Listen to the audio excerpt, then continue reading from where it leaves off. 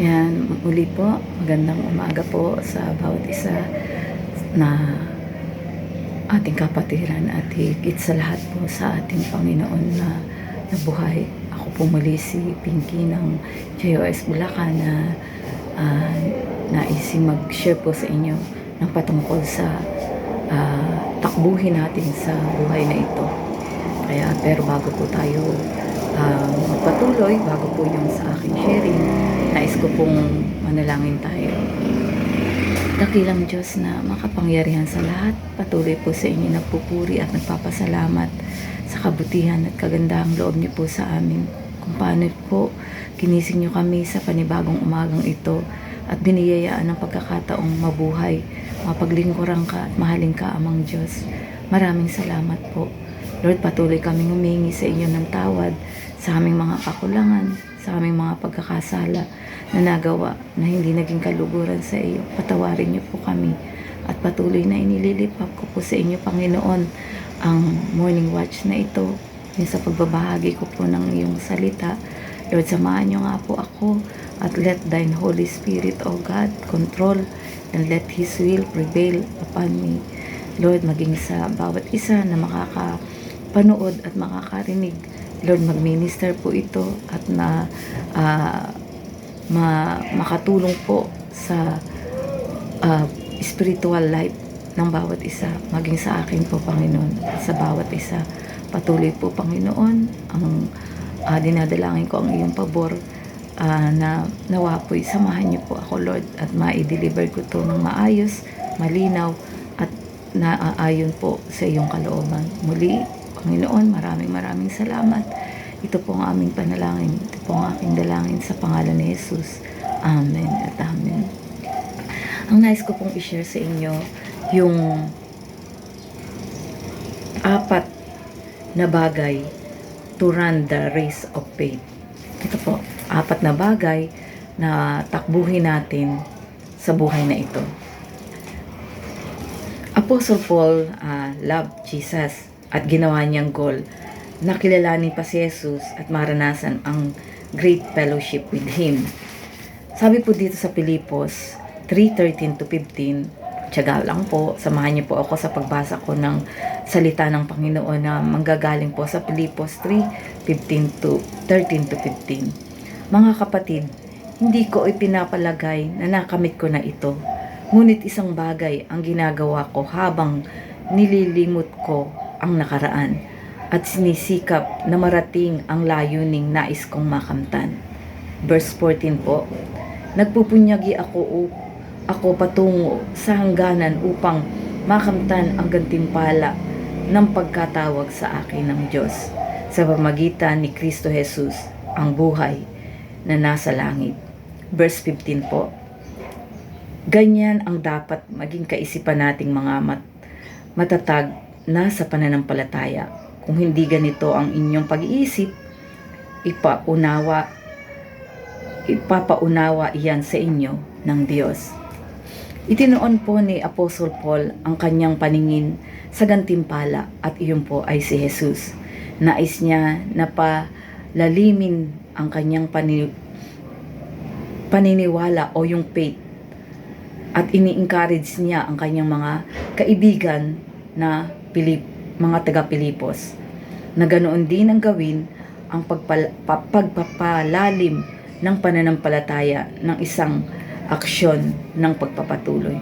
Tayo din po, yung mga ginagawa po natin ngayon sa JOS, yun po ay yung layo ng pagpapalalim ng ating pananampalataya sa ating Diyos. Sa pagtanaw natin sa ating buhay, paano tayo nagsusumikap na palalimin ang pananampalataya natin? Paano tayo tumatakbo ng ating takbuhin na ibinigay ng Diyos? Tinatakbo natin ang ating takbuhin sa pamamagitan ng 4 na bagay. Yun nga po yung sinabi ko sa inyo. Paano ba natin tatakbuhin yung parang how do we run the race that God gave to us? Ito po, 4 na bagay po yun na nais kong ibahagi sa inyo. Ang una po, recognize our imperfection. alamin din natin ang ating pagiging imperfect. Sabi ko nga po, walang taong perpekto. Ang lahat ay nagkasala, ang lahat ay nagkulang sa pamantayan ng Diyos. Pero meron pong pangalang perpekto. Yun po yung una. Wala sa atin ang perpekto. Nang isulat ni Apostle Paul ang aklat ng Pilipos, siya ay 30 years ng Kristiyano. Subalit alam niya na marami pa siyang dapat malaman at matutunan patungkol kay Jesus at sa kanyang sarili. The more or lalong nakikilala ni Apostle Paul ang sarili, lalo niyang nalalaman ang kanyang kasalanan. Sa 1 Timothy 1:15 po, na nakikita niya kung gaano siya kamahal ni Jesus at pinatawad sa kanyang mga kasalanan. As a Christian po, dapat ay may palagi ang paghingi ng tawad sa ating mga kasalanan at sumandig kay Jesus. Dapat ay mayroon tayong mababang kaisipan na hindi pa tayo tapos or ganap at malayo pa tayo sa pagiging perfect. Sa Philippians 3:12 po. Hindi sa nakamtan ko na ang mga bagay na ito. Hindi rin sa ako'y ganap na, ngunit sinisikap kong makamtan ang gantimpala, sapagkat ito ang dahilan kung bakit ako'y tinawag ni Christ Jesus. Yun po, yung hindi sa nakamtan mo na yung lahat ng bagay, hindi sa ganap ka na isang Kristiyano, kundi yung pagsusumikap natin na magpatuloy ayon doon sa panawagang ibinigay sa atin ng Panginoon. Pangalawa po, yun po yung tinuran ko, yung recognize our imperfection. Hindi pa po tayo ganap at nandun pa rin po tayo sa panahon o sa buhay na kinukumpleto tayo ng Panginoon. Ibig sabihin, wala pong perpekto, kundi ang lahat ay nagkulang at nagkasala sa Panginoon. Yun po yung una. Pangalawa po, actively forget our past. Kalimutan na ang nakaraan. Yun po. Sabi nga po uli doon sa Philippians 3:13 na nabanggit ko na po kanina, mga kapatid, hindi ko ipinapalagay na nakamit ko na ito. Ngunit isang bagay ang ginagawa ko habang nililimot ko ang nakaraan at sinisikap na marating ang layuning nais kong makamtan. Yun po yung sa Philippians 3:13. To forget means ay pabayaan na, to care natin yung buhay po dito sa mundo. Kapag ang ating nakaraan, yung mga buhay na nakaraan sa atin, kapag ang ating nakaraan ang pag-uusapan, merong dalawang panganib. Sabi po, kapag daw po yung ating nakaraan ang pag-uusapan, kasi bahagi po ito na ikalawang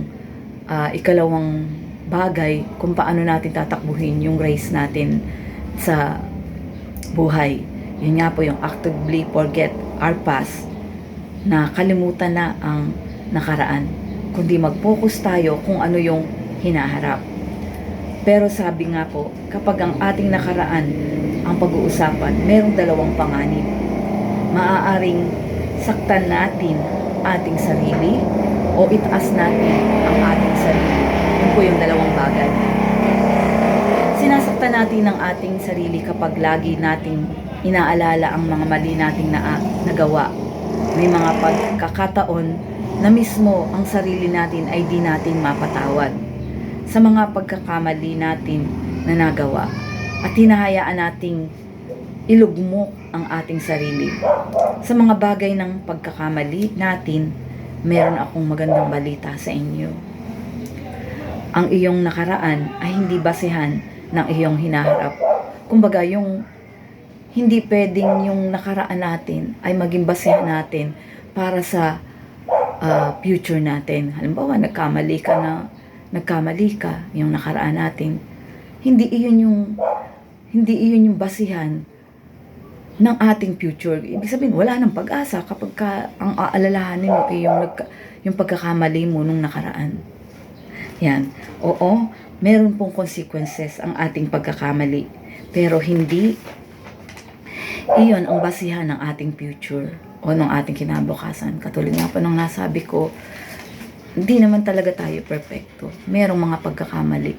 Pero lahanin po natin na ang ating pagkakamali, yung mga nakaraan nating pagkakamali sa buhay ay hindi basihan ng ating kinabukasan o hindi yun magiging basihan ng ating future. Yes, sa bawat kilos, mga gawang masama ay mayroong bungang pangyayari. Para malimutan natin ang ating mga kasalanan, kailangan na tayo ay magsisi, tumuon kay Jesus, sumulong sa pananampalataya. Huwag nating hayaang maapektuhan tayo ng ating past. Nga po, lagi pong sinasabi yan ni Bishop na yung bang focus lang tayo kay Jesus. Kasi yung mga pagkakamaling yan, ay yan yung nagiging daan para malaman natin kung paano itatama yung mga pagkakamali. Kaya yun po. Ang isa pa sa panganib sa pagtingin natin sa ating nakaraan ay ang pagtataas sa sarili. Maaari nating isipin na mentras ako ay nagkakaedad o mas mainam na tayo sa iba. May mga pagkakataon na sa atin na hindi natin na ipamumuhay ang mainam sa atin. The glory days. Minsan, hinahayaan natin ang mga nagdaang tagumpay ay nagbibigay ng pamamahinga, rest of our lives. Kailangan nating alalahanin ang nagdaang performance ay hindi garantiya ng ating tagumpay. Yun po. Yun po bang, yung dalawang panganib nga po yung sinasabi ko na pwedeng mangyari kung alalahanin natin yung mga pagkakamali natin. Maaaring ilugmok tayo. O pangalawa, maaaring mataas tayo sa sarili, maging mataas tayo kasi narating ko na yan, napagdaanan ko na yan, nalagpasan ko na yan. Yun po, maaaring ganoon yun. Pero hindi nga po ang sabi po dito, ikalawang bagay na dapat natin gawin para sa pagtakbo natin sa buhay, yung race na niraran natin sa buhay, yung actively forget our past. Move forward na po tayo. Kumbaga, yung past ay past, nangyari na po yan, mag-move forward na po tayo. Yan po. Yan po ay hindi ko lang sa inyo sinishare at sinasabi, kundi sa bawat isa at sa sarili ko na din po mismo, kung paanong i-forget yung past at move forward na po. Leave behind yung the past and move forward. Pangatlo po na bagay na nais kong i-share, paano daw po ba tayo tatakbo sa race of life na ito? Concentrate on Jesus. Ito po, nabanggit ko na po yung kanina. Yun nga po, mag-focus tayo kay Jesus. Ano po yung focus? F stands for faith. O, obedience. C, commitment. U, united or unity. And S is submitted. Napansin nyo ba na ang sinabi ni Apostle Paul, but one thing I do, Paul's one thing was Jesus. Kumbaga, nag-iisang bagay kay Paul, si Jesus. Si Jesus ang main thing o sentro ng kanyang isipan at ang kanyang puso. Ginawa ni Apostle Paul ang big effort na habulin o i-pursue si Jesus. Talagang hinahabol po niya si Jesus. Kasi, nga po, perfect si Jesus. At saka ang mga taong nagpo-focus kay Jesus ay hindi sila maliligaw, hindi sila mawawala sa daang patungo sa Diyos, yung lumalakad at nakapokus po kay Jesus. Minsan nalilimutan natin na si Jesus ay Diyos. Ang Diyos ay infinite, at dahil siya ay infinite, there is always more of Him to be had. Ibig sabihin, si Jesus ay walang simula at wala ding katapusan. Yun nga, infinite. Na sabi nga po, di ba, ang Diyos at ang Son of God ay iisa. Di po ba? Nagkaiba lang po sila ng yung katauhan. Yun nga po yung sa Trinity. Kaya sabi nga po, to press on in our faith, we must concentrate, focus on Jesus, and not get caught up in the ways of this world. Yun po.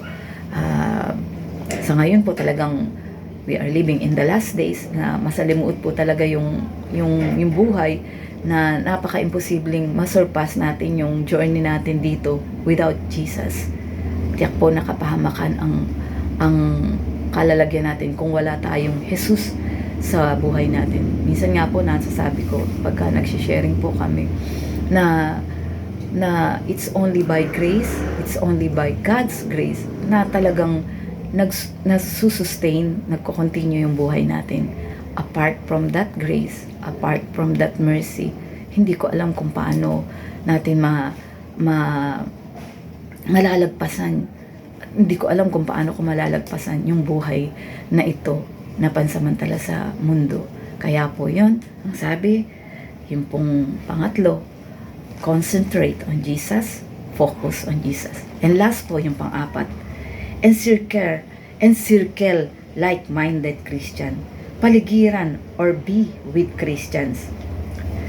Philippians 3:17 po, Paul says, brothers, join in imitating me and keep your eyes on those who walk according to the example you have in us. Kumbaga, paligiran daw po natin yung ating buhay ng mga nakakakilala na kay Jesus. Yung mga may inner relationship kay Jesus.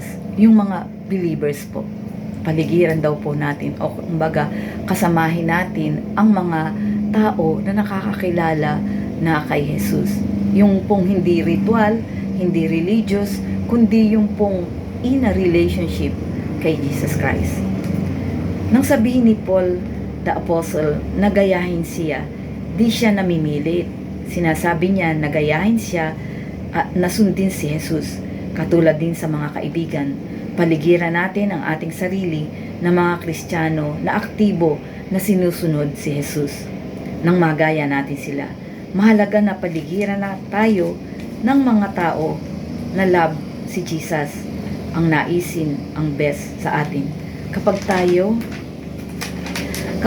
ay hindi napapiligiran ng mga real or authentic Christian, it makes our journey much more difficult. Sabi nga po, bad company corrupts good character. Sino ba ang mga kaibigan mo? Sino ba ang mga kasama mo? Sino ba ang nakakasalamuha mo at parati mong kasama? Iyan ba ay mga taong nakakakilala kay Jesus? Yan ba yung mga taong in a relationship kay Jesus? Yun po. Kailangan daw po ang pang-apat na kung paano natin tatakbuhin yung race na ibinigay sa atin ng Panginoon ay paligiran daw natin o surround ourselves with those Christians, authentic and real Christians. Kaya para po mas matagumpay ang ating lakbayin sa pananampalataya, we do 4 things. Ulitin ko po. Ano po yun? Recognize our imperfection, actively forget our past, concentrate on Jesus or focus on Jesus, and lastly, encircle like-minded Christian. Let us run with perseverance the race marked out for us. Tayo po'y manalangin. Dakilang Diyos na makapangyarihan sa lahat, muli po'y nagpapasalamat ako, kami, Panginoon, sa patuloy na grasya at awa na ibinibigay niyo po sa amin. Hindi namin kayang lagpasan o takbuhin yung takbuhin ng buhay na ibinigay niyo sa amin kung wala ka, banal na Espiritu. Kaya Lord, patuloy kaming nagpapasalamat at patuloy kaming dumadalangin na sa lakbayin namin dito sa mundo, yung 4 na bagay po, Panginoon, ay gamitin namin gabay para sa pagtakbo ng maayos sa race na ibinigay niyo po sa amin. Muli, Panginoon, maraming salamat at magsilbing aral at gabay ang mga napag-aralan namin ngayon. Ito lamang po, Lord, at salamat sa pangalan ni Jesus. Amen at amen.